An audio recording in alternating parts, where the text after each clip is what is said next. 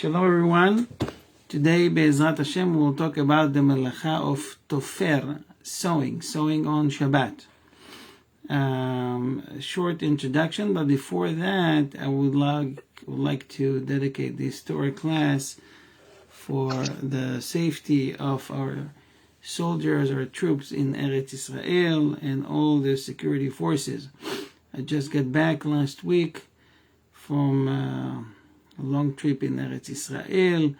I was able to visit my son. My son is in Gaza, and he's part of the IDF, and we're really praying for their safety, coming back home safely, Be'ezrat Hashem. Amen.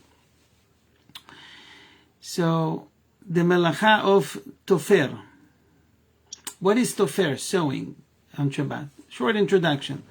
The Av Melacha meaning is one of the 39 forbidden melachot on Shabbat. We learned them all from the melachot, from the type of work that was done on Shabbat, during the week, on the tabernacle, on the Mishkan.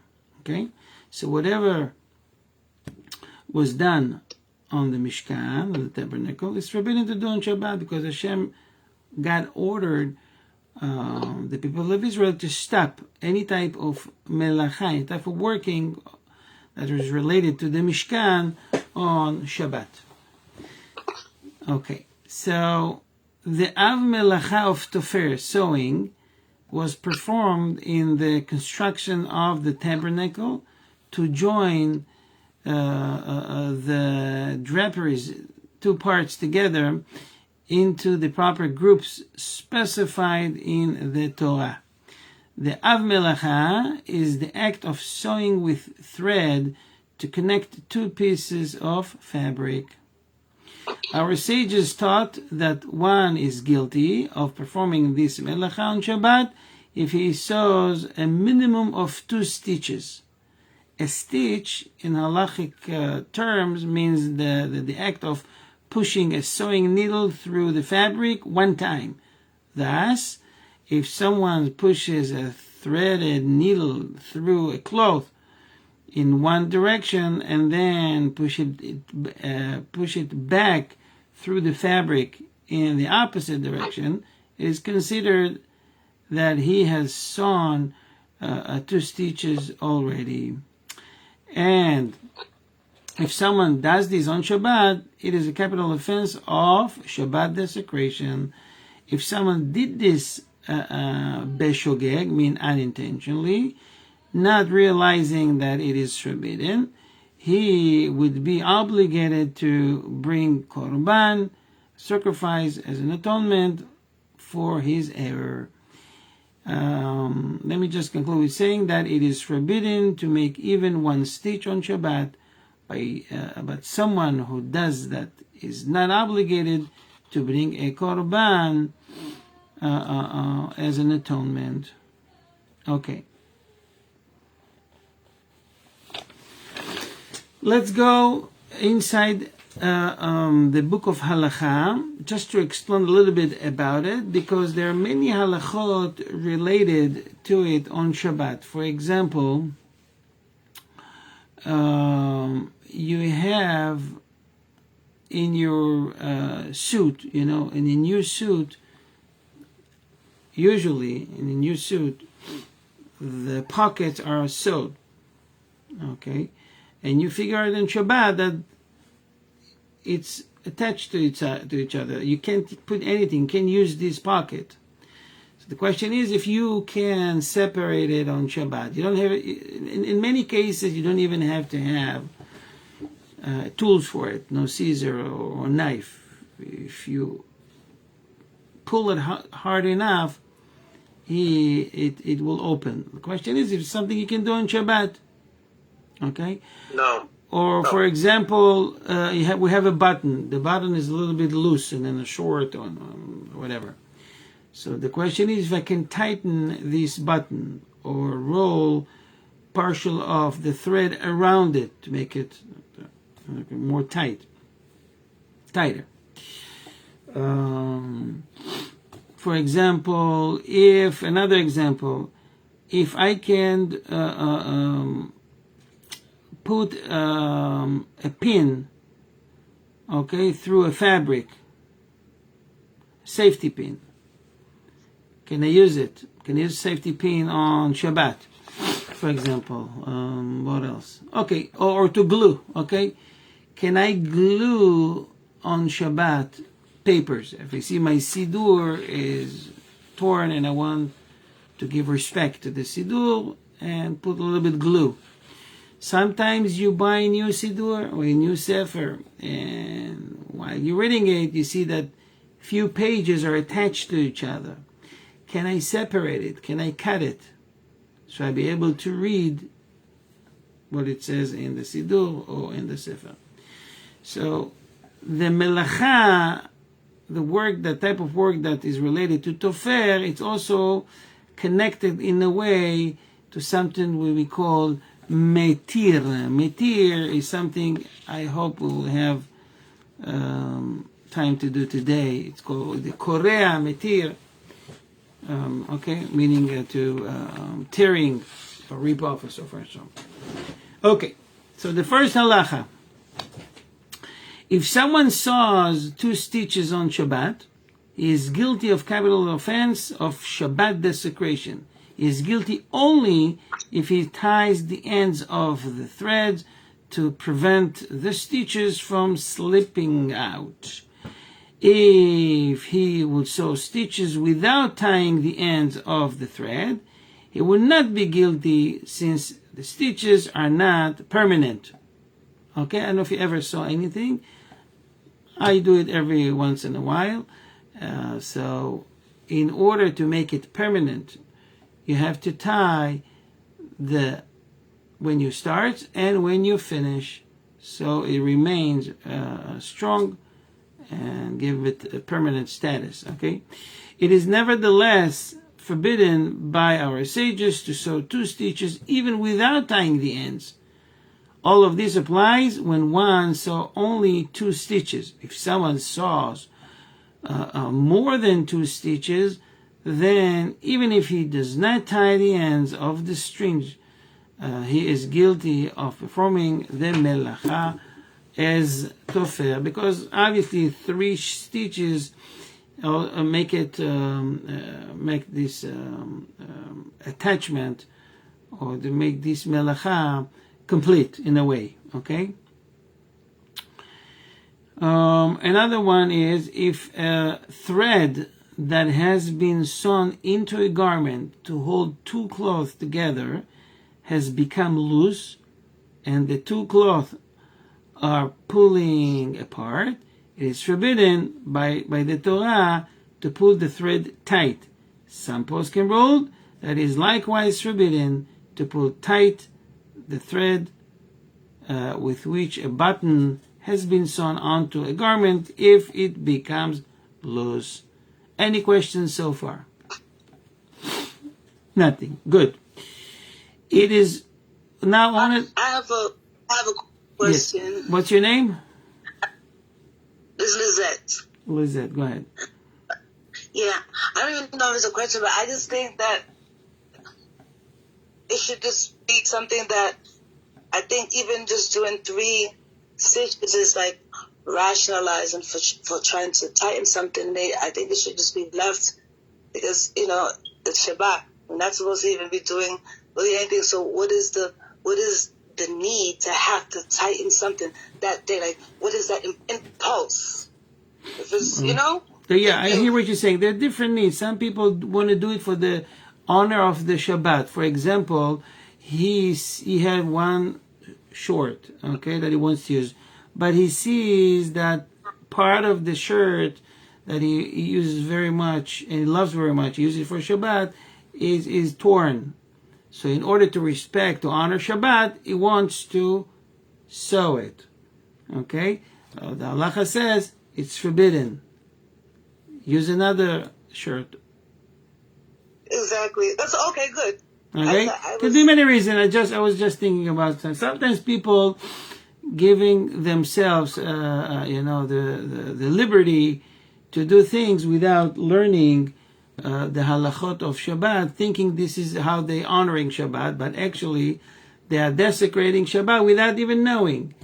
Okay, it happens all the time. It happens all the time. Chafetz Chaim says once, if we don't study the laws of Shabbat thoroughly 2 times, and it means the entire laws of Shabbat 2 times, you're definitely desecrating Shabbat. Okay, just so you know. Now, it is permissible on Shabbat to pin a garment without using any thread. This is not an act of the melacha of Tofer, sewing whatsoever. Sewing, according to the halacha, means joining cloth together using thread, not pins or needles. Okay? It is permissible to thrust a pin through the fabric 3 or even more times. Furthermore, it is permissible to pin up a garment using a safety pins, and even to thrust the pin through the fabric several times. The common custom is, as described here, therefore, if someone wishes to attach a fallen button to a garment with a safety pin, or to hold together a torn garment with the pin, it is permissible. Okay, it's not a normal way of attaching things. Okay, and usually people do that temporarily, and when they have time or the means, they will sew it with a thread. Okay, by the way, it's a very short siman, and we're almost done. Okay, any questions so far? We good? So it's permissible to use a safety pin, no for sewing. Attaching. So the next one will sound maybe a little bit strange because something that we do all the time, but the question was raised. What about a hoodie? People have a raincoat, for example, and they want to tie it around one's head, the hoodie, and tie it. Is it permissible on Shabbat, yes or no? The halacha, yes. It is permissible to pull the hood of a raincoat tight around one's head on Shabbat by pulling the cord that has been run through its hem, and it is likewise permissible to loosen it when one wishes to. This is not considered an act of the melacha of Tofer, sewing. Nevertheless, it's not the regular manner, of sewing, but it could be maybe considered as like. Another one that people might suspect it's considered Tofer sewing.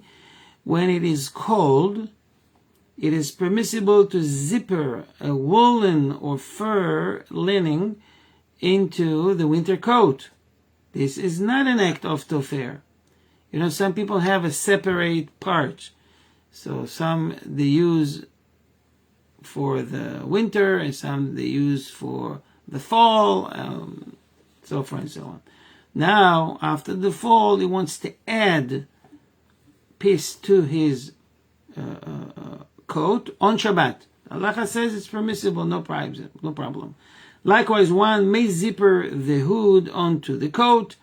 It is certainly permissible to attach the lining or hood with buttons or snaps. Okay? Let's talk a little bit about gluing. What do you think? Can we glue on Shabbat? Well, it depends. What is it? Life and death?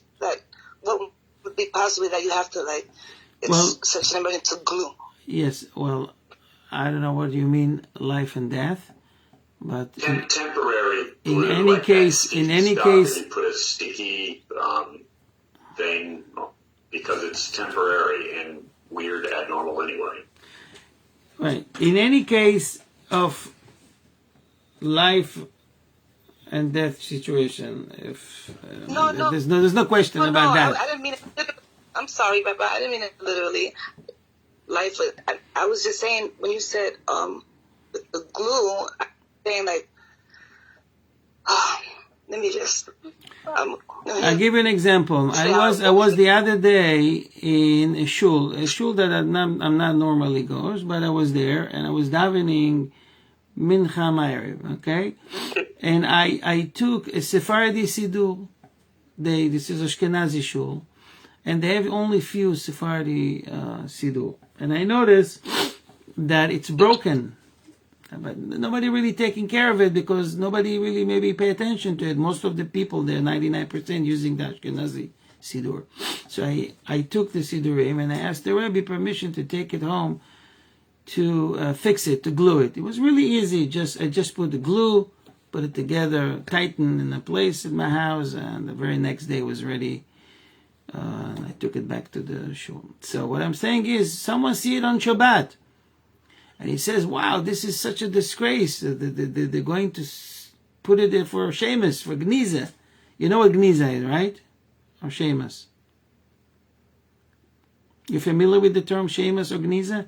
The Geniza is where you deposit those documents that contain the name of God and other holy right. So Sidurim or Tefillin, correct, or Mezuzot, or any items that has Hashem's name in it, we're not trashing it, we're putting it in a Geniza.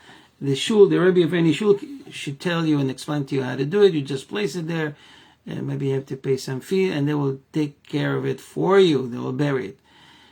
Here in Dallas, I'm in charge over the Geniza. Anyways, so someone sees on Shabbat such a Siddur Friday night, and he says, you know what, this is a disgrace. I'm going to take care of it tonight after Kiddush, after Birkat HaMazon. I will put some glue in the morning. By the morning, it will be dry, and I'll bring it back to the shul. And Baruch Hashem, we saved a Siddur from being thrown away or been sent to a Geniza. The question is, this is for a good purpose, to give honor to the Siddur. Is that permissible on Shabbat? Yes or no? No. Are you asking, is this permissible according to Tofer or to another malach? I'm asking if gluing on Shabbat for the sake of a mitzvah, like what I mentioned, Siddur, is permissible, yes or no? No, I don't think so. You don't it would be repairing. Okay? I think so. I'd say no. Wouldn't it be repairing? That'd be okay. So I hear good things here. I hear someone says is repairing, which is another type of melacha, but it's true. Repairing means fixing on Shabbat.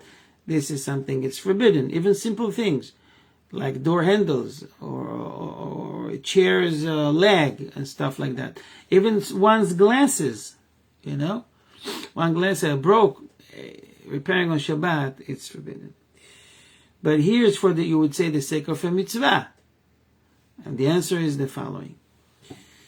The act of gluing papers together with the glue or paste is forbidden by the Torah on Shabbat. So it doesn't matter the mitzvah or another mitzvah. Just wait with it till after Shabbat is over. Motzei Shabbos, take it home and fix it. Okay? It is a tolada of the melacha of Tofer. Likewise, if someone separates papers that have been pasted together, he is guilty of an act of the tolada of the melacha of Korea, like tearing, undoing stitches. Okay? Let me just finish this siman with the next two halachot. It's a very short siman. It is forbidden on Shabbat to stuff pillow or quilt with feathers. This applies only to inserting stuffing that had never been in the pillow. If stuffing came out of the pillow or quilt, it is permissible to put it back on. But it is permissible to put it back on, but it is forbidden to sew the cloth shut, to close it and sew it. The last one in this siman, it is permissible to inflate a rubber mattress on Shabbat. When it is necessary, one may even use a pump to inflate it. It is best, however, to inflate such a mattress before Shabbat. It happens many times when you have guests coming and you want to prepare some sort of mattress for them. Okay, so it's permissible on Shabbat. Any questions so far? Yeah, I have a question. So you can't open an umbrella on Shabbat because you're constructing. Can you pull a pull-out bed from your couch? Because that's kind of working like an umbrella. What is in the couch? I'm sorry? A pull-out bed. Is that constructing? Like, like if you open an umbrella, you can't do that? But no, it's not the same, because an umbrella, it's like when you want to use an umbrella, the problem with umbrella is like you're building a tent. Okay? So building a tent on Shabbat and walking with it, it's permissible. But you're talking about like a recliner or lazy boy stuff? No, like your couch when you take the cushions off and you pull out a bed? Yeah. So no problem. You can do that on Shabbat. You're not constructing anything. You're not building anything. It's part of the bed, and it's permissible by our sages. You're not building a tent here. Okay? Okay, thank you. Sure, there's no problem. I'm going to Washington, D.C., so I'm going to walk to shul. 40 minutes, there's going to be snow. We can't have umbrellas, even if they're already open, right? But can we hold a tarp? In Teaneck, we wear the tarps when I'm there, not tarps, but ponchos. Ponchos is forbidden. If this is something you're wearing, it's on you, like a raincoat or something like that. It's like clothing, right? Right, that's allowed. But yes. Could I hold above my head? By example, if it could. Yes, and it all depends if you have a roof there. And I believe it's a roof. It's a big city. You must have a roof there. So if you have a roof, you can carry it with you. As long as it's part of what you're wearing, okay? You can put it over your head. There's no problem.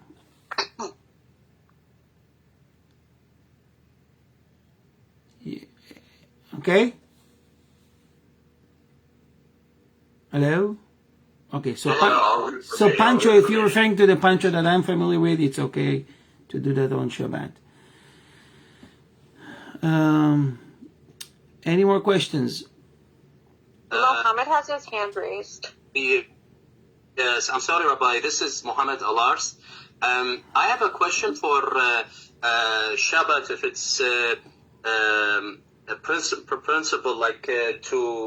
clean the living room, not using vacuum, but using regular swapping. Is that allowed on Shabbat? Like using a broom? A broom, yes. I'm sorry, a broom. Not only it's allowed, it could be a mitzvah to keep the room clean on Shabbat. So it has to be clean before Shabbat. Before Shabbat and during Shabbat, you may do that. It's even a mitzvah during Shabbat to keep the room clean. On one condition, it's not a preparation for another date or for Saturday night or for Sunday. As long as you clean it because you want to have the room clean for the sake of Shabbat, it's not only permitted, it's a mitzvah because you're honoring Shabbat. You're keeping the room clean. Understood, Rabbi. Thank you so much. No problem. Some also, by the way, permit to put water and just take it away, take it out, if necessary, if needed. Okay, any more questions? Okay, we good? There's another question, Rabbi, text question. Yes, this voice is familiar. It's come from Dallas. This voice is from Dallas. Yes, certainly. Go ahead. So there's a question. Somebody I make a question about the snow. There's a question in the chat about walking on snow. Okay, so you're walking on snow and you're making with your shoes. You're making some stamp, right? That's what you're concerned about. Yes. So what's the question? What's the problem? What could be the problem?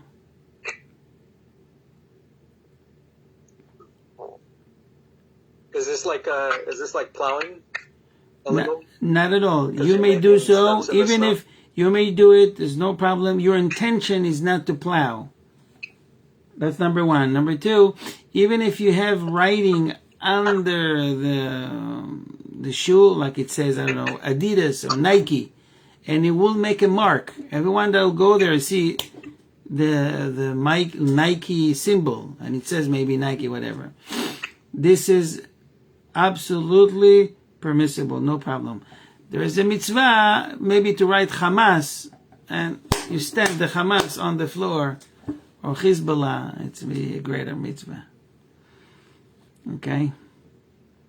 Am Yisrael Chai.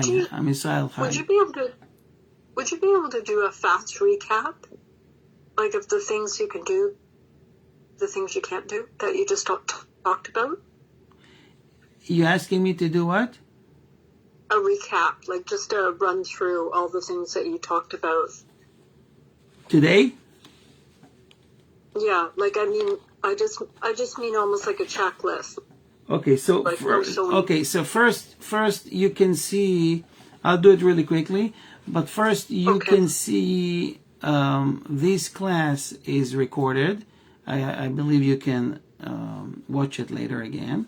Number two, it's right now running Facebook Live, and later on it will be on YouTube, so you can watch it again on YouTube. Really quickly, we talked about sewing on Shabbat, that it is forbidden. Either 2 or 3 stitches is forbidden on Shabbat. It's permissible to use a pin or safety pin to attach whatever you need in your clothing. It is permissible to pull the hoodie or the hood in a raincoat. There is no problem with that. It's also, when it's cold, it's permissible to zipper a woolen or a fur lining into a winter coat. We say that it's prohibited to glue on Shabbat, even for the sake of a mitzvah like saving a siddur or fixing a siddur. And the last 2 things we mentioned, it's about stuffing pillow. So we've learned that it's forbidden on Shabbat to stuff a pillow or a quilt with feathers. And the last thing was about inflating a mattress. So we said that it's permissible to inflate a rubber mattress on Shabbat. Thank you. Verstehst? Kapish? Kapish. Guys, I want to say 3 words. Am Yisrael Chai. We love you all. God bless you all for supporting Torah, learning Torah, loving Israel. God bless you with everything you do. And we want to wish you here from Dallas, cold Dallas, wishing you all the best. And Be'ezrat Hashem, we see you here again next week, same place, same time. Shavua Tov, Am Yisrael Chai. Shavua Tov, Laila Tov, Laila Tov. Laila Tov.